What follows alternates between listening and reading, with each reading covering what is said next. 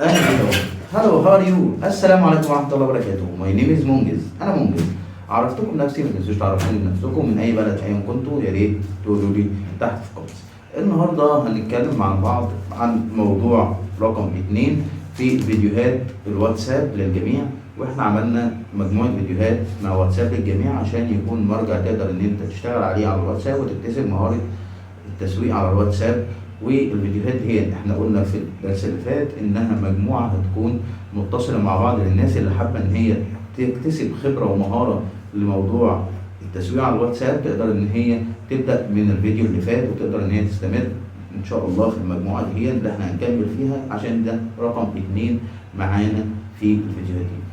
طيب مبدئيا عشان نكون داخلين في موضوع الحلقه جد، عشان ما نضيعش وقت في كلام على الفاضي، احنا المره اللي فاتت عرفنا ازاي ان احنا هنستخدم الواتساب على الكمبيوتر والبرنامج جبناه منين وكل الحاجات اللي كانت خاصه بالموضوع ده وسبت لكم اللينكات تحت في اسفل الوصف. اللي عايز يبتدي من الكورس من الفيديو ده لازم يرجع الفيديو اللي فات عشان يكون متفقين. طيب احنا في الفيديو ده هنعرف جزئيه مهمه انا نوهت عنها وقلت ان دي تركايه اتعلمت منها كتير جدا، اللي هي ايه؟ التركايه بتاعت المخزن.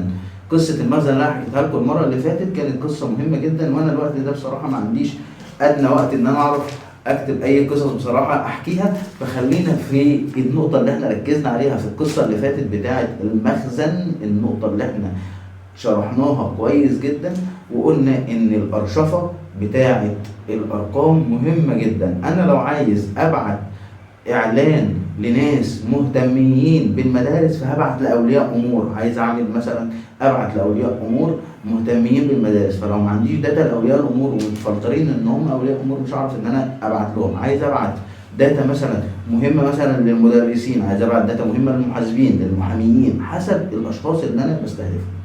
في فيديوهاتنا اللي جايه هنتعمق اكتر عن طرق الاستهداف وازاي نعرف ان احنا نجيب ارقام. احنا كنا شرحناها قبل كده في فيديوهات سابقه، بس دي عشان مجموعه متخصصه لكل الناس، فهنبتدي فيها حاجات للناس اللي هي صفر. انا بصراحه مش سايب لك اي يعني سبيل ترجع تقول انا ما عرفتش، مسهل عليك كل حاجه، فيا ريت ان انت تذاكر كويس وتشوف الفيديو كويس، ولو في حاجه واقفه معاك اكتب في الكومنت، ولو حد عنده رد برضه كلنا نساعد بعض في الكومنت يا جماعه، عشان الموضوع ده مهم جدا جدا جدا.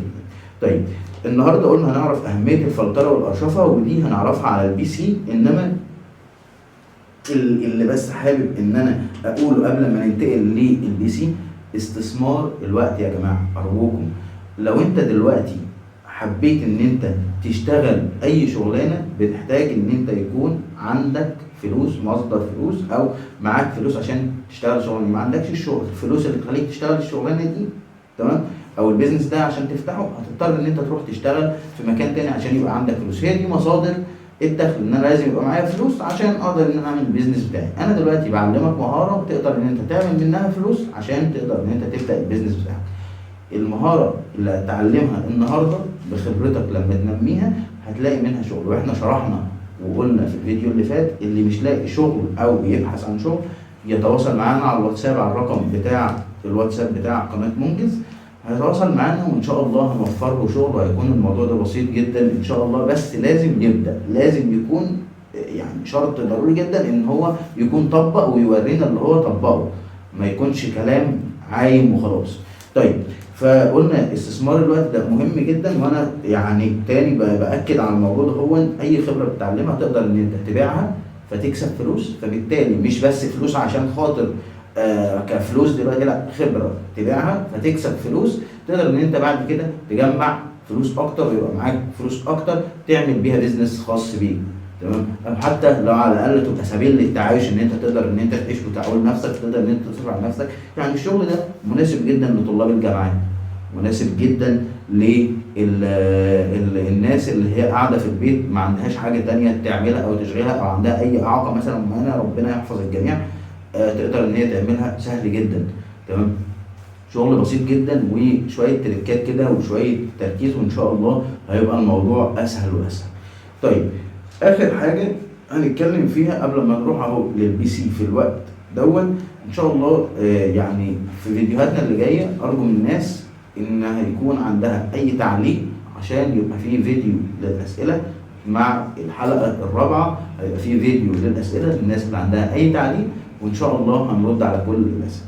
طيب في نهايه الفيديو هننتقل للبي سي. ما تنساش احنا بنقول ان فيديوهاتنا طويله تمام، بس في نفس الوقت بنحاول ان احنا نعمق المعلومه ونعملها واحنا مع بعض. يعني انا ببقى بصور وانا بعمل الحاجه في الوقت ده عشان تبقى بطبيعه الحال كل واحد بيغلط، وانا غلطات بتطلع وانا شغال، وبكون مهم جدا ان هي لما تطلع تشوفوها، يمكن الاخطاء دي نتعلم منها. هنروح دلوقتي مع بعض البي سي ويلا بينا. رجعنا نكمل معاكم على البي سي الفيديو التاني. ان شاء الله النهارده هنعرف مع بعض ازاي ان احنا نظبط الارقام اللي عندنا. لو عندي عدد كبير زي كده من الارقام، ازاي ان انا انتقي منهم الناس اللي انا عايز ابعت لهم. ممكن تكون عندي ارقام انا مش عايز ابعت لها، يبقى انا ما استخدمش الرقم بتاعي في هالك في ارقام انا مش عايز استخدمها او مش عايز ارسل لها، او في اي مشاكل ما بيني وما بينها، فبالتالي انا كده ابقى بضيع وقت وبضيع على نفسي فرصه رساله توصل. فالافضل ان انا اصنف بقى الارقام دي. تعالى اوريك انا ازاي اصنف الارقام دي. مبدئيا هعمل حفظ للارقام. انا جبت الارقام منين؟ قلت له import from contact واتساب. تقدر تحول البرنامج للغه العربيه بشكل سهل جدا، بس انا مش حابب ان انا احوله للغه العربيه، وهقول لك ازاي تحوله للغه العربيه. دي حاجه على جنب كده لوحدها. طيب اما ايه اللي انا هعمله بالظبط دلوقتي؟ بدل ما قلت له امبورت واتساب كونتاكت وجاب لي كل الارقام اللي عندي متسجله على الواتساب فعلا، هقول له بقى هنا اكسبورت كونتاكت، اعمل لي استخراج. انا بعد ما عملت امبورت وحطيتهم عندي عايز اعمل لهم استخراج. هقول له الاستخراج ده ارقام حملة رمضان كريم، وادوس سيف. اروح كده بسرعة على داونلود، استنى ثواني هيظهر عندي دلوقتي الفايل اللي هو بتاع ارقام حملة رمضان كريم.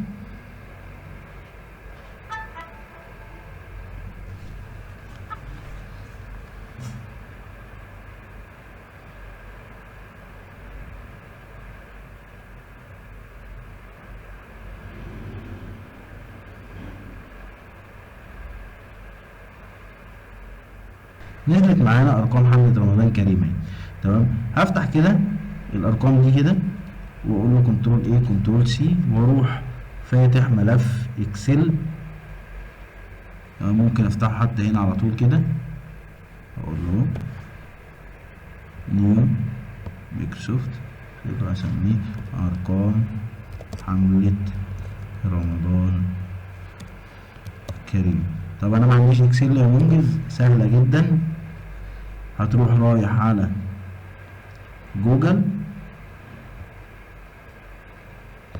هتروح على جوجل من المكان ده كده، هتختار في دي، هتختار ادوات جوجل. الادوات بتاعت جوجل دي هتمكنك ان انت تحط الارقام بتاعتك في جدول بيانات. ده لو ما عندكش اكسل. انا عندي اكسل فمش هعمل كده، بس عادي هتفتح جدول بيانات بالشكل ده كده برضو للناس اللي ما عندهاش جوجل، عشان خاطر بس ما يبقاش الموضوع صعب عليهم. اهو هضيف عند علامة بلس جدول بيانات جديد، وهقول له هنا عند حرف الايه انا خدت اللي هناك دوت كوبي، وانا فاتحهم كده علمت عليهم كلهم، كليك يمين كوبي. طب علمت عليهم كلهم ازاي؟ بكنترول ايه، اخترت كنترول ايه، اروح رايح هنا واقول له كنترول في. خد بالك ان الموضوع ليه بياخد وقت كده شويه، نقل البيانات من مكان للتاني بياخد وقت، وعدد الناس كتير فعلا، فبالتالي طبيعي جدا ان هو ياخد وقت. هروح انا اكمل على الاكسل بتاعي، عشان بس انا يعني ايه حابب ان انا اشتغل من الاكسل على طول. نفس الطريقه اللي هتعملها في الاكسل، بس عشان الناس اللي ما عندهاش اكسل، نفس الطريقه اللي هتعملها في الاكسل برضه هتعملها في جوجل عادي جدا. نفس الادوات اللي هنا هي نفس الادوات اللي هنا، بس زي ما قلت انا بفضل الاكسل بتاع مايكروسوفت، انجز بالنسبه لي عشان يفضل موجود عندي على الجهاز مش مرتبط بس بالانترنت. بعد ما فتح معايا كده حطيت الارقام والاسماء عندي في المكان ده كده، بقوا في خانتين، خانه للاسماء وخانه للارقام. هقول له بقى انا عايز ازود خانه فوق كده، بالشكل ده insert name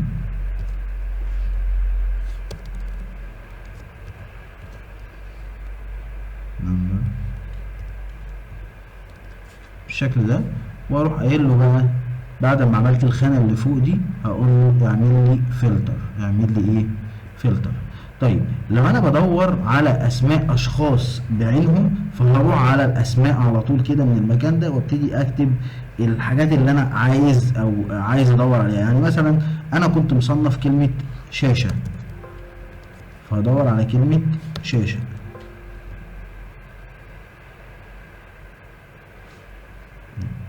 اوكي، هيظهر لي كل الناس اللي كانوا عايزين عندي شاشات. تمام، الارقام بتاعتهم عندي على الاكسل اهي ظاهره، واسمائهم ظاهره عندي على الاكسل. ممكن اكون عايز اخد المجموعه دي فاعلم على المجموعه دي كده، ممكن اكون عايز اخد المجموعه دي كنترول سي. انا كده خدت المجموعه دي بس اللي انا حددتها، والعدد بتاعهم كان كام؟ تعالوا نشوف الشيت هنا. العدد بتاعهم تقريبا 394 رقم.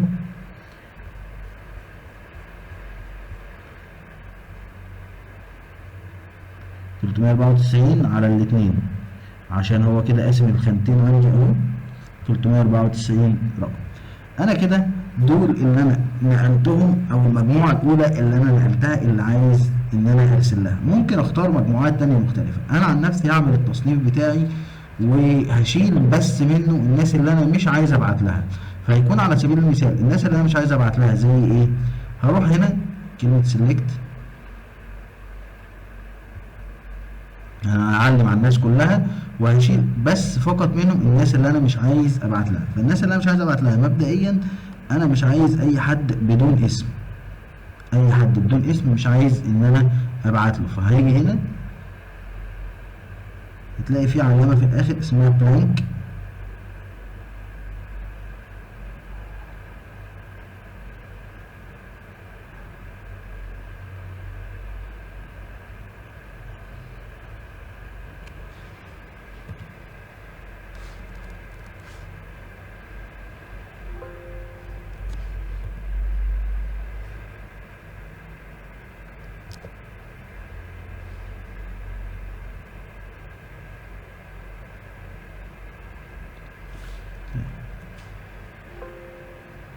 لحظه.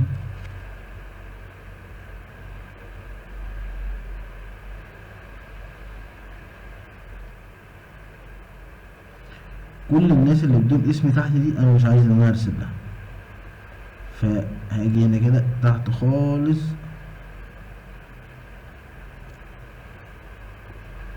عند اخر مجموعه كده من الناس دي. الناس دي كلها اللي بدون اسم انا مش عايز ان انا ارسل لها، فهعمل ديليت.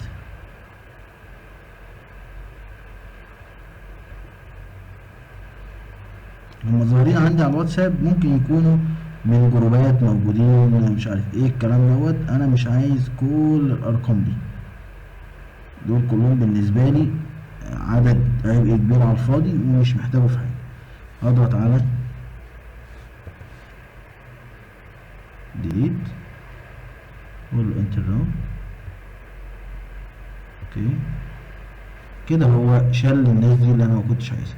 برضو في مجموعة تانية من الناس انا مش عايز ان انا يعني مش همني في حاجة ومش محتاجهم عندي، اللي هي المجموعة اللي ظاهرة باسم جامعة الكويت. المجموعة دي انا مش عايز ابعت لها حاجة او مش محتاجها في حاجة، فبرضو المجموعة دي انا هشيلها من عندي خالص. يعني مثلا ارقام تنشيط دي برضو انا مش محتاجها في اي حاجة. ممكن اعمل الكلام ده من الفلتر لو انا عايز ادور على ناس بعينهم، او ممكن اعمل الكلام ده زي ما انا بعمله كده مانوال، حسب ما انت يعني ايه. اي ارقام جامعة الكويت بالمرة بقى نشوف، هم عددهم كبير اصلا وانا مش محتاجهم كلهم في اي حاجة.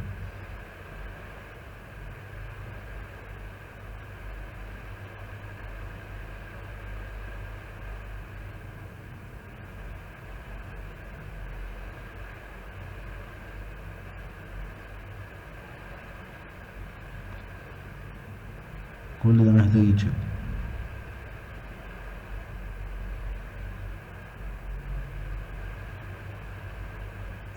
هو بصوا غالبا العدد ده هياخد وقت شوية، فهوقف الفيديو عشان المدة ما تطولش. هضغط هنا ديليت انتر رن. الموضوع غالبا هياخد شوية وقت، هوقف شوية الفيديو وارجع لكم تاني. رجعت لكم مرة تانية بعد ما فلترت كل الأسماء اللي أنا كنت عايز أشيلها، واتبقى معايا حوالي 11443 رقم. هعمل لهم كوبي، كليك يمين كده عليهم كلهم كوبي خلاص، وأروح على البرنامج عندي وأقول له احذف لي كل اللي فات ده. أقول له كلير ليست، كليك يمين وأضغط كلير ليست يس، وأقول له هنا import manual أو manual import دي كده. كده انا حطيت له كل الاسماء اللي كانت عندي. اشيل الاسم اللي في الاخر ده، اشيل انا حطيت له كل الارقام اللي كانت عندي.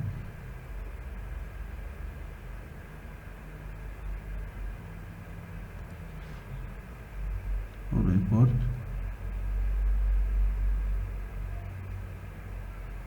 هو كده حط عنده كل الارقام.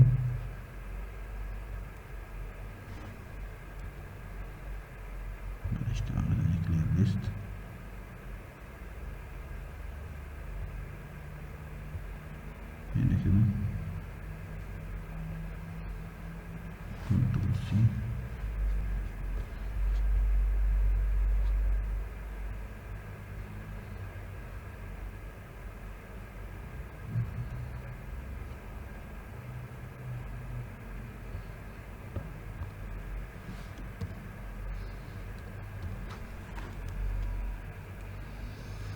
بفضل برضه ان انا احطهم في ملف تكست، وبعد كده اقول له manual import كنترول في import.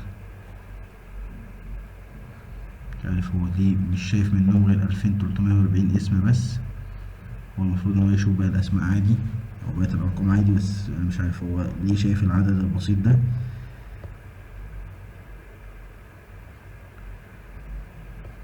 شوف حل في المشكلة دي. ممكن نعمل حاجة لطيفة جدا، هنسيب الملف دوت كنترول شيفت اس جوه داونلود هنا، وهنسميه ارقام الحملة. ارقام الحملة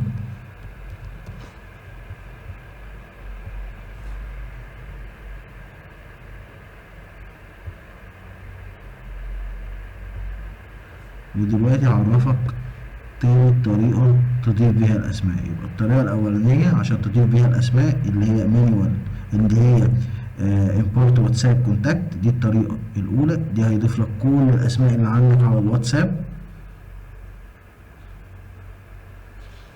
وهياخد شوية وقت كده بس هيضيف لك كل الأسماء اللي عندك على الواتساب.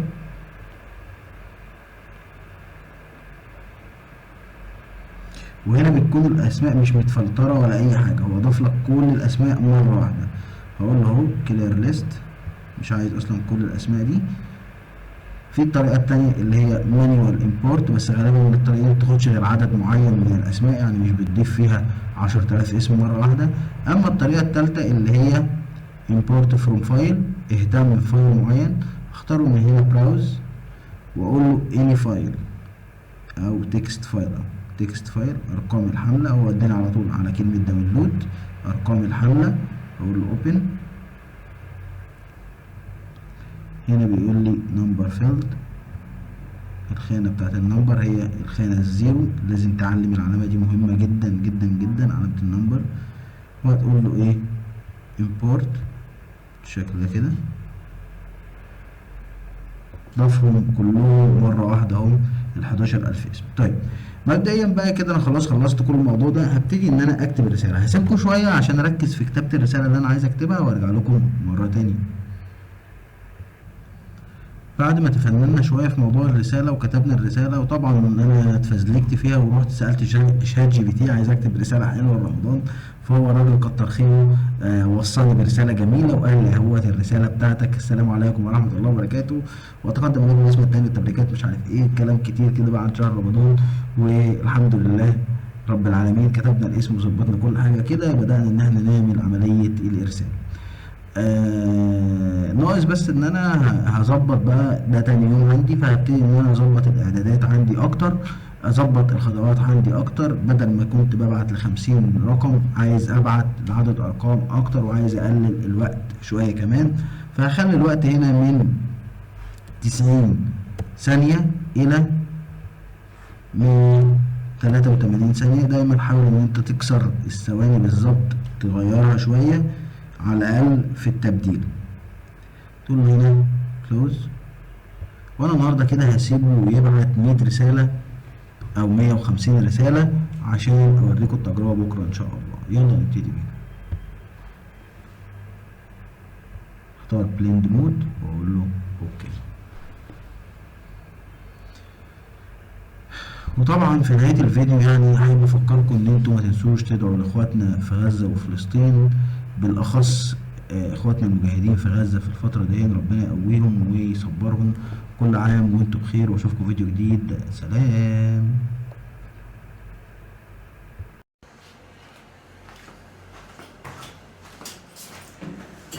اخيرا خلصنا الشغل على البي سي، خد معانا وقت، معلش لازم تبذل شويه وقت صغير كده، ممكن يكونوا قد نص ساعه ولا حاجه بيضيعوا وانت بتاخد شاور، ولكن مهمين جدا بعد كده. لما هتيجي تطبق التطبيق ممكن ما ياخدش 10 دقايق، ممكن لو انت لسه كبدايه وعمال تعمل خطوه خطوه هياخد معاك تلت ساعه مثلا ولا حاجه، وبعدين هتبقى انت منطلق ويبقى الوقت بالنسبه لك خلاص لطيف وتقدر تعمل كل اللي انت عايزه. طيب في نهايه الفيديو ما تنسوش تدعمونا طبعا باللايك والاشتراك، وشيروا الفيديو على قد ما تقدروا بينكم وبين اصحابكم، الناس اللي انتم شايفين انهم محتاجين النوع ده من الفيديوهات عشان يتعلموا حاجه جديده. لازم يا جماعه كلنا يكون عندنا بيزنس، ونكون مستعدين ان احنا ندخل في عالم البيزنس، ما نبقاش سايبين ايدينا في الهوا كده وبنقول يلا بقى ايه معتمدين على اي شخص تاني. لا، لازم نكون كلنا مستعدين ان احنا نبدا البيزنس بتاعنا، ونكون عندنا تفكير للاتجاه اللي هو ان انا اكون عارف اقدر ان انا ادبر امور حياتي ازاي، والامور ما زال الى ما الى ذلك، عشان تبقى عارف الخطوات اللي انت بتعملها في حياتك ان شاء الله تكون ناجحه، ويكون ليها دعم مالي تقدر ان انت تساعد بيه نفسك في اي وقت من الاوقات احتجت اي دعم مالي تقدر ان انت تساعد نفسك. يلا اشوفكم فيديو جديد. سلام.